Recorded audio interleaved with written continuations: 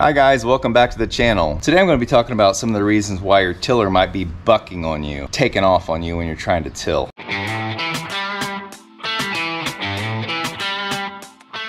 One reason your tiller might be bucking on you is because the ground hardness. Let's say you've left your garden sit all winter and it's spring and it's been really dry. That top layer of ground is going to have a real hard crust on it, and it might be a little bit challenging to get that tilled up right at first, especially if there's no moisture. So sometimes I'll wait till it rains on it, maybe then wait a couple days so there's a little bit of moisture in the dirt. That seems to make a big difference. Another thing that can affect your tiller wanting to buck on you is, let's say that you're starting a new garden patch in your yard. So you're literally tilling up the yard.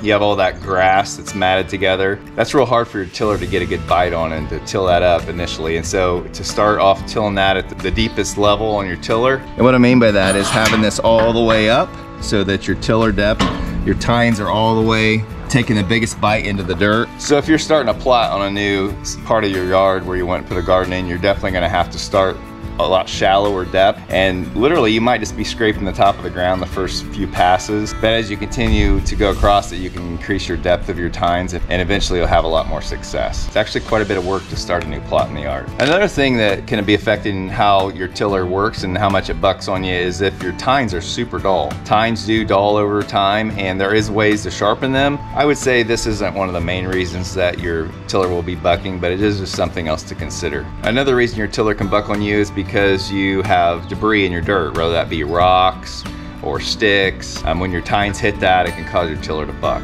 These last two reasons are probably two of the main reasons that your tiller might be bucking on you. Your tiller size can affect this a lot. The heavier your tiller is, like this old Troy-built horse tiller, the less it's gonna have a tendency to buck because of the weight of the actual machine. And this horse tiller actually used to come with a weight that actually attached to the front of it, which gave it even more weight than the actual unit itself. Troy-built has a lot of different models of tillers, and there's a lot of different brands of rear tine tillers. The bigger the tiller you get, the more options you're gonna have when it comes to tilling and the less bucking issues you're gonna have. But even if you have a smaller tiller, the premises are the same. When you start out, you might wanna start out at a shallow depth.